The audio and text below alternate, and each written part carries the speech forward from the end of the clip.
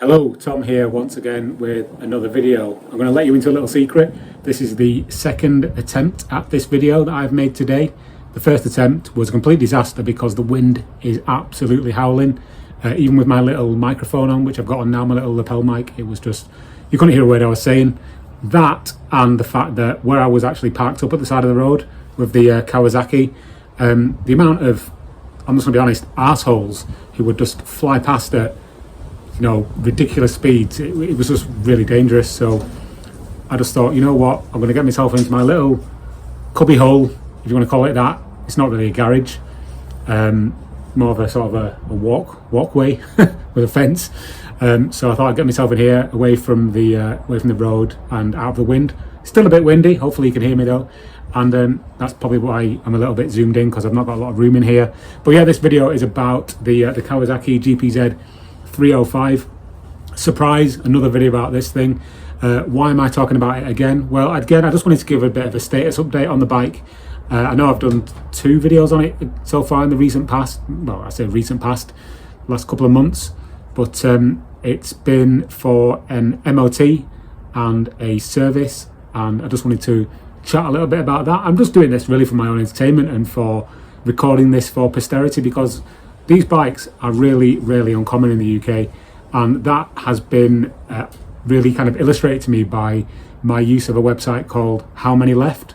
And basically you can put in any vehicle, doesn't have to be a bike, it can be a car, a truck, anything like that, anything that's been registered in the UK, and you can check how many are actually still left on the road in a running or taxed condition. There are 23 of these on the road at the moment, this particular model. This is the GPZ 305, and I believe it is the 305B model, B5 model.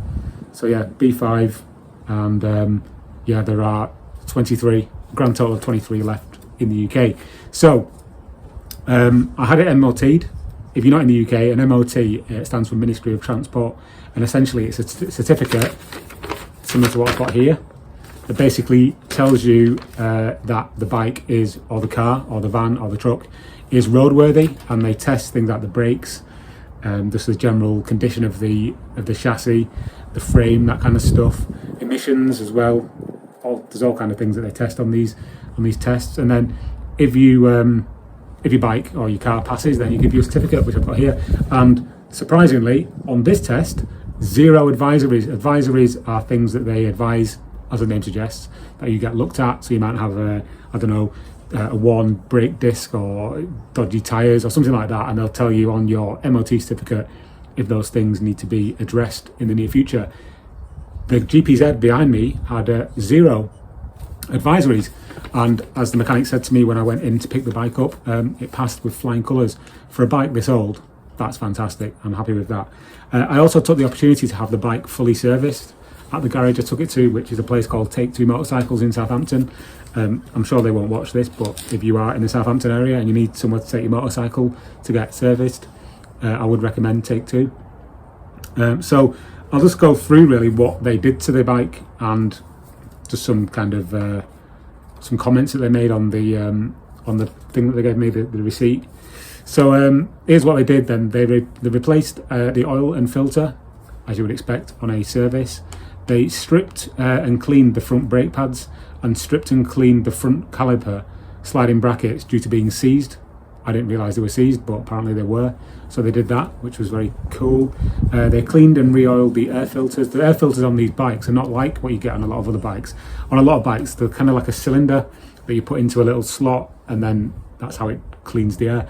On here, you've got these 2, under the side panels at the side, you've got these 2 little, they're almost like waffles, and you pull them out and you clean them, and then you put them back in again, like they slide out. I think waffle is probably the best way to describe it, or just like, imagine like a piece of toast going in a toaster, I don't know. They're just bits of foam, so they've cleaned them. They've lubricated all the locks and cables and pivot points, again, as you would imagine. One thing that I did find quite interesting was that they said that the carbs hadn't been fitted properly, so they weren't actually fully on where they should have been, which was interesting.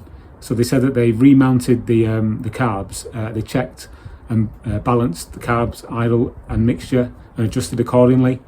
Checked and adjusted tyre pressures, and obviously carried out the MOT.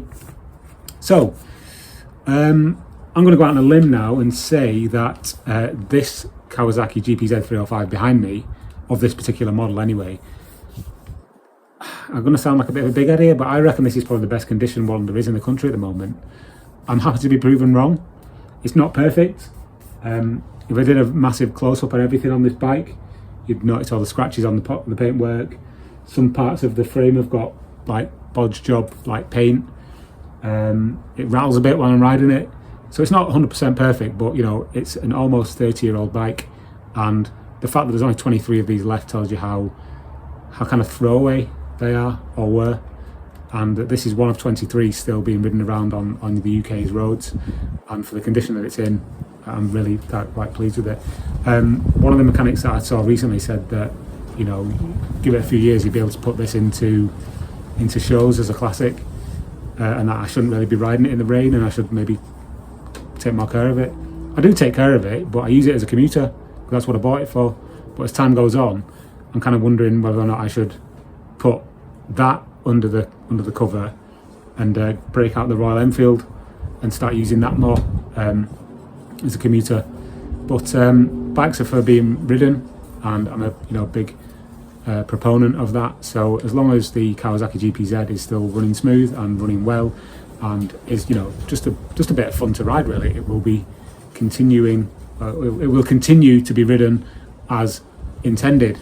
So yeah, that was just a little bit of a roundup on what's going on with the GPZ. Obviously, in my last video, I talked about the rear suspension. So there's not really a great deal left for this bike in terms of maintenance. I had the valves done as well. The valve clearances were checked. They were all within tolerance. So yeah, I'm at a point now where I don't think there's much more that needs doing to this bike. There's a couple of things, well, they're not really major things. The previous owner put this, I don't know if you can see that, there's a sort of a charging thing that you have like for a cigarette lighter and a USB charging point. Completely pointless as far as I'm concerned. I'm never going to use that, and it just gets in the way. It just rattles around when I'm at idle, traffic lights and whatnot, so I might take that off at some point. And yeah, other than that, there's not really a great deal more to say about this bike. So yeah, there's a status update. The GPZ continues to ride happily. That's just an update on the GPZ. I know some people out there like these videos, so thank you very much for watching, and do leave comments if you do own one of these bikes or you've got memories of them. One thing I just want to mention very briefly is that I did set up a website called gpz305.com, and it was where I intended to basically blog and put updates about this bike while I had it in my possession.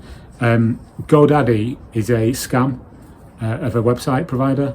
They basically force you into really high tiers of website builder. You don't need all the things that they give you as a default. I tried to downgrade it to a simple website, they wouldn't do it, so I just decided to let it lapse, and I will restart the GPZ 305 website using a free website, not one that I have to pay an exorbitant sum for every month, just as a little side hobby thing.